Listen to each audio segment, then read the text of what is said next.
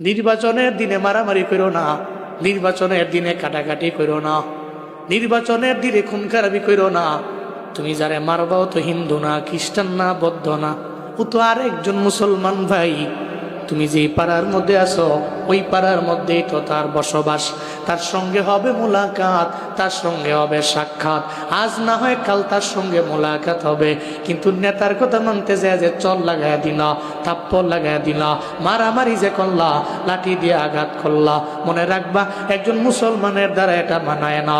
ততক্ষণ পর্যন্ত খাঁটি মুসলমান হওয়া যায় না যতক্ষণ পর্যন্ত একজন মুসলমানের হাত এবং জবান থেকে আরেকজন মুসলমান নিরাপদে থাকে।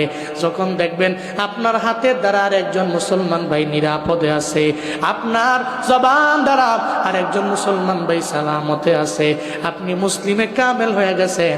যতদিন পর্যন্ত এটা পারেন নাই, আপনি যতই নিজের দাবি করেন আমার নাম অমুক তমুক, সুন্দর সুন্দর নাম, আপনি আল্লাহ নবীর হাদিসের মাধ্যমে মুসলিমে কামেল হতে পারেন নাই।